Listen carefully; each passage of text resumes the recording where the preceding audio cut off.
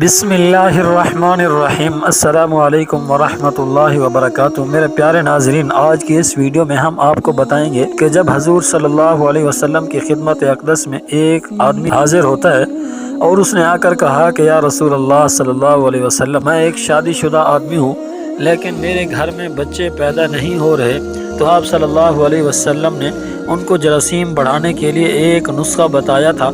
آپ کو وہ بھی پیش کریں گے اس ویڈیو کے اندر۔ 90 میں سے آپ کو بتائیں گے کہ جماع کا صحیح وقت کون سا ہے، یعنی ہم بستری اپنی گھر والی کے ساتھ کرنے کا صحیح وقت کون سا ہے، اور ہم بستری کے صحیح آداب کیا ہیں۔ آپ کو یہ ساری ویڈیو کے اندر یہ سارے پیش کریں گے۔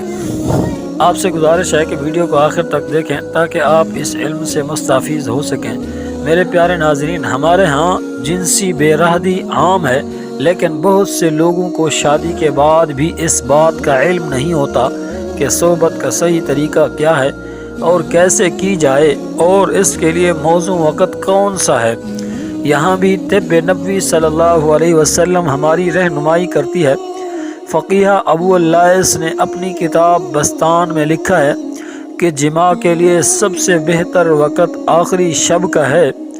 اس میں حکمت یہ بتائی گئی ہے کہ اول شب معدہ میں غذا ہوتی ہے اور اس وقت جماع کرنے سے بہت سی پیچیدگیاں پیدا ہو سکتی ہیں۔ کھانے کے بعد نیند کا غلبہ بھی رہتا ہے۔ آخری شب کے وقت غذا بھی ہضم ہو جاتی ہے اور نیند کا غلبہ بھی ختم ہو چکا ہوتا ہے۔ صحبت کے وقت اس بات کا خیال رکھنا چاہیے کہ منہ قبلہ کی طرف نہ ہو۔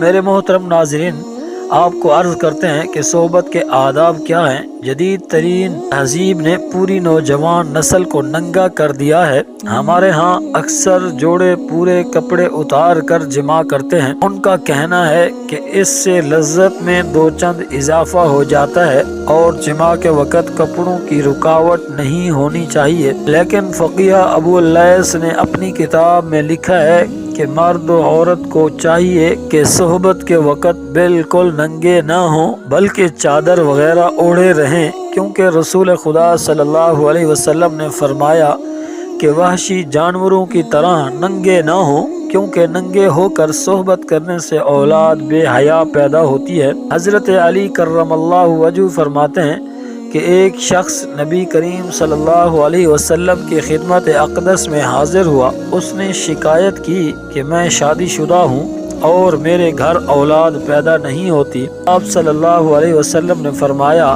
کہ تو انڈے کھایا کر، اس سے یہ ثابت ہوتا ہے کہ انڈا جراثیموں کو طاقت دیتا ہے اور مرد میں اولاد پیدا کرنے کی صلاحیت کو بڑھاتا ہے۔ اس لیے ایسے مایوس مریض جو علاج کرا کے تھک چکے ہوں، ان کے لیے یہ حدیث منارہ نور کی حیثیت رکھتی ہے۔ ایسے مریضوں کو باقاعدگی سے انڈے کھانے چاہیے۔ میرے پیارے ناظرین، ہمارے اس چینل کو سبسکرائب کر لیں تاکہ آپ کو ایسی معلوماتی ویڈیو ملتی رہیں اور آپ کو بہت زیادہ فائدہ ہوتا رہے۔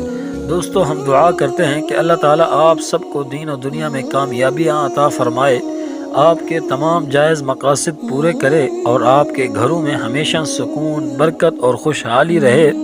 اگر آپ کو ہماری یہ ویڈیو پسند آئی ہو تو اسے لائک کریں، اپنے دوستوں کے ساتھ شیئر کریں اور ہمارے چینل کو سبسکرائب کریں۔ اللہ آپ سب کا حامی اور ناصر ہو۔ السلام علیکم ورحمۃ اللہ وبرکاتہ۔